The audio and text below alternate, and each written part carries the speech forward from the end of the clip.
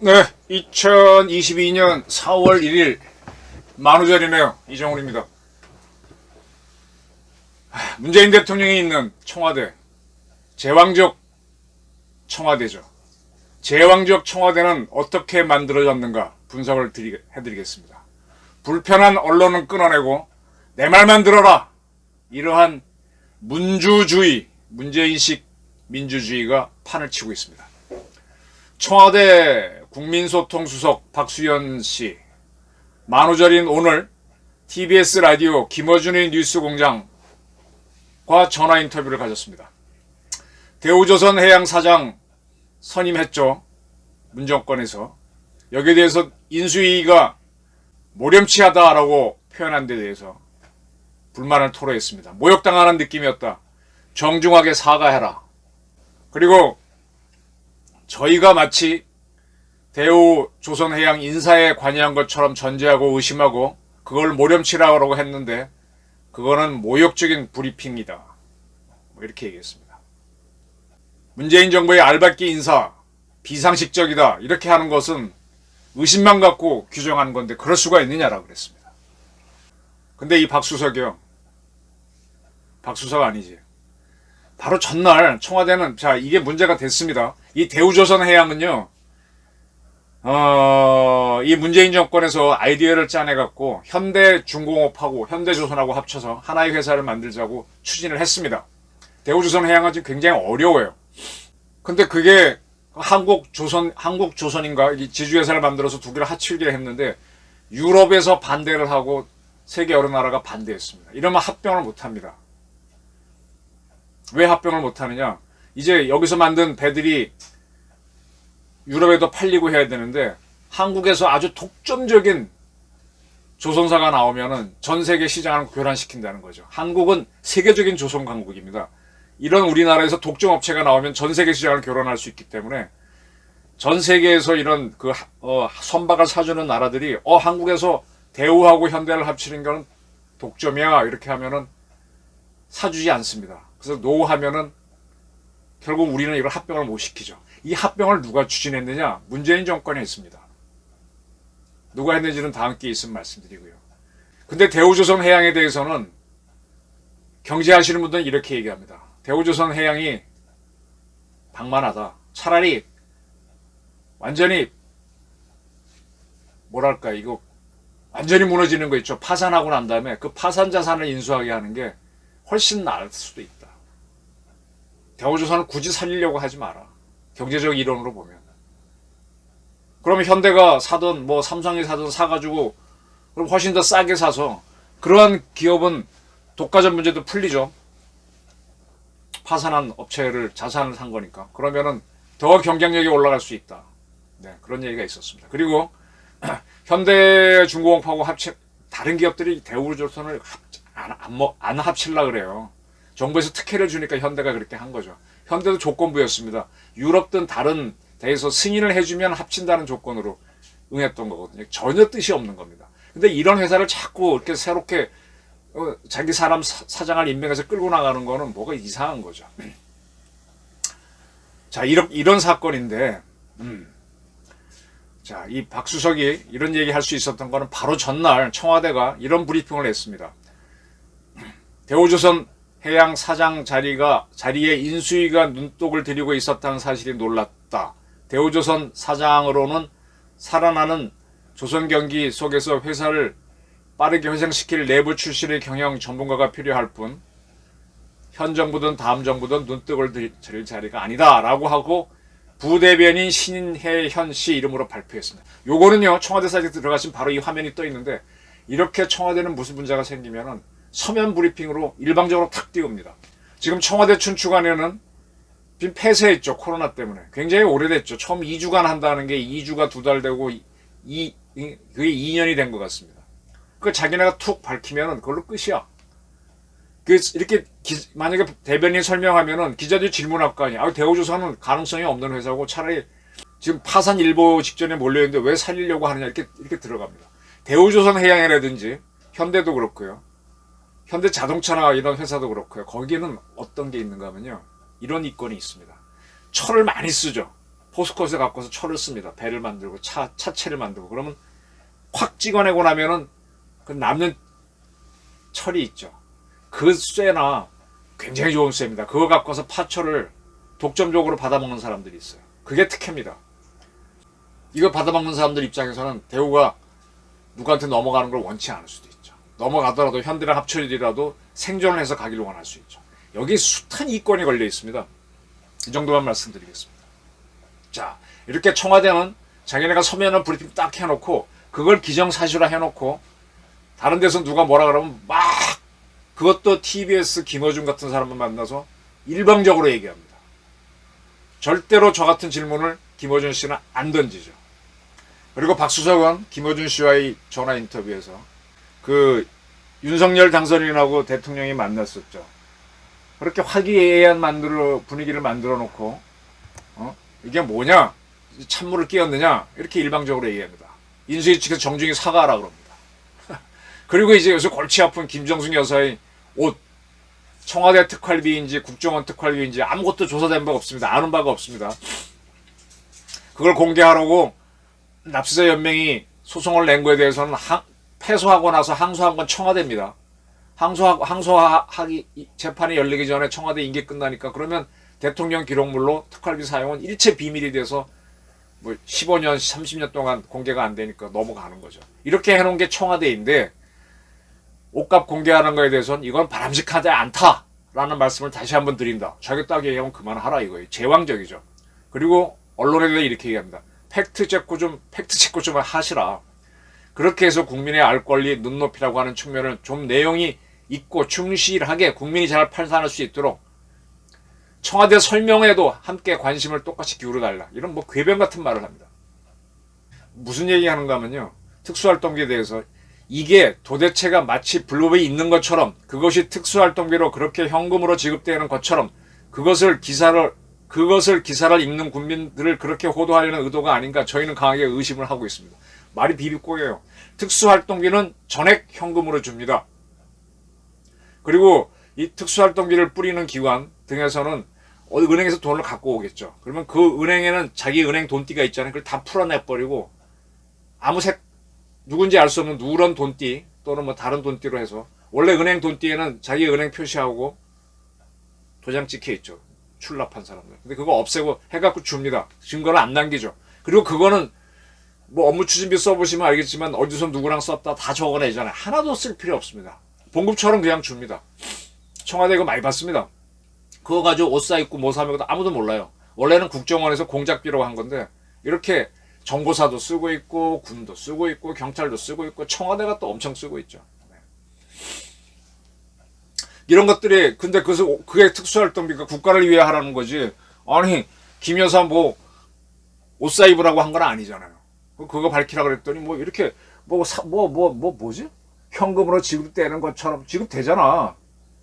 횡설수설 하면서 넘어갑니다. 이런 거에 대해서 김어준 씨가 또 캐묻지 않죠. 근데 이렇게 얘기하는 것도요. 왜 그런가 하면은 청와대 사이트 들어가면 바로 보십니다. 이 특수활동비가 문제가 됐을 때 청와대에서는 역시 서면 브리핑을 합니다. 기자들이 못 오니까. 뭐라고 개변했는가 하면 지금 화면에 보시죠. 쭉 뭐 건너뛰면서 말씀드리겠습니다. 2017년도 문재인 정권이 출범했을 때 특수활동비는 125억 원이 잡혀 있었는데 그중 70%만 사용하고 나머지는 국고에 반납했다. 이렇게 합니다. 자, 이게 궤변인 게 이제 박근혜 정부에서 특수활동비가 문제가 됐는데 그거는 국정원에서 있는 걸 갖고 와서 썼다고 해서 문제가 된 겁니다. 청와대 특수활동비 쓴 거는 아예 시비가 안 됐어요. 오케이? 청와대에 있는 특수활동비하고 국정원에서 갖고 온 특수활동비하고 또 다른 직책수장을 합쳐갖고 박근혜 대통령이 어떻게 썼는지 쓴 것 같아요. 이것저것 따지고. 근데 거기서 갖고 온 게 문제가 됐는데 지금 청와대 측에서 서면으로 설명한 거는 청와대 고유의 특수활동비만 썼다는 겁니다. 근데 그걸 다 안 쓰고 반납했다는 겁니다. 그러면서 핑계를 대기를 역대 정부 최고로 적게 썼다. 김영삼 정부 때 이런 제도를 처음 만들었는데 김영삼 정부는 연평균 97억, 김대중 정부는 101억, 노무현 정부는 107억, 이명박은 130억 박근혜는 141억 원을 편성해서 썼다. 근데 우리는 첫 해에 88억만 썼다. 그리고 5년 평균 문재인 정부는 96.5억을 써서 처음 이 특수활동비를 도입한 김영삼 정부보다 적게 썼다. 이렇게 얘기합니다. 이게 왜 적게 쓰는가 하면요. 국정원에 묻어놨기 때문이에요. 그걸 갖고 그래서 국정원장이 상납했다는 거죠. 그러니까 조사 아무것도 안 이루어졌습니다.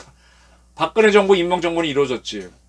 그리고 이 돈으로 현금 주고 지금 영수증 안 받고 카드 안 쓰고 옷 샀다, 700만 원짜리 옷 샀다, 300만 원짜리 신발 샀다는 건 이미 다 드러났잖아요. 이래놓고 그건 이것저것 대보지도 않고 일방적으로 발표한 다음에 이렇게 넘어가고 있는 겁니다. 그리고 뭐라 그러는가 하면은 감사원의 특수활동비, 청와대 특수활동비 결산 검사는 문재인 정부에서 처음 했는데 한 건도 지적받지 않았다. 네. 바로 특수활동비 이 감사 문제 때문에 국정원에 박아놓고 썼던 건데 감사원 감사 안 드러났다. 글쎄. 이 감사원이 제대로 감사했는지는 누가 합니까? 최재형 씨가 감사원장 있을 때 청와대가 바로 지금 검찰총장을 감사위원으로 넣으려고 했을 때 최재형 씨가 반대해가지고 그 난리 치렀잖아요. 자기 사람 박으려고 했고. 사실 최재형 씨도 자기 사람이라고 박았다가 월성원전 건에서는 거꾸로 갔던 거죠. 이런 청와대가 감사원에 지적 안 받았다고. 근데 감사나 제대로 받았나요? 감사도 뭐 몇 년에 건너뛰어서 한 번씩 하잖아요. 아유, 이렇게 자기네가 일방적으로 하는 걸 사실인양 해놓고 나서 나머지 틀렸다 그럽니다.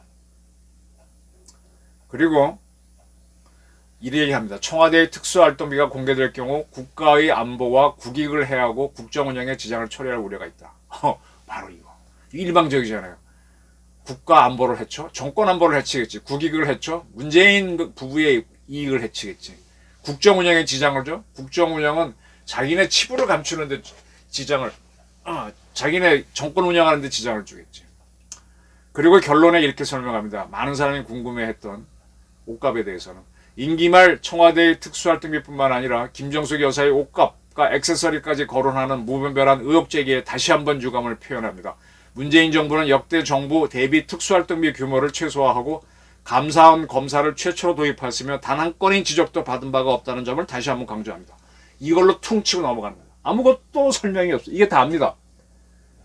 이래놓고 이제 옷값을 거론하는 거는 입 닫아라 이러는 거죠. 이걸 저는 민주주의가 아닌 문재인식 문주주의로 보는 겁니다. 이런 표현은 그 이부 씨가 쓰는 글에서 자주 표현했던데 제가 좀 차용했습니다. 자, 그리고 이제 청와대가 김정숙 여사가 자주 이용하는 디자이너 집 딸을 청와대 직원으로 채용했다는 보도에 대해서는 그게 왜 문제냐라고 닭발을 내밉니다. 오리발인가요? 이거는 누구한테 설명해 주는가 하면 또 친정부 매체가 MBC죠. 예. 이분들은 좀 듣기 싫을지 모르지만 김종배 시선 집중해서 해도 너무한다는 생각이 든다. 전문성을 요하는 경우가 아니라면 계약직 채용은 추천에 의해 할 수 있다. 이렇게 설명합니다. 추천에 의해서 했으니 시비 걸지 말아라. 추천은 있었겠지. 특혜가 항상 뭐 추천 때문에 웃겨요.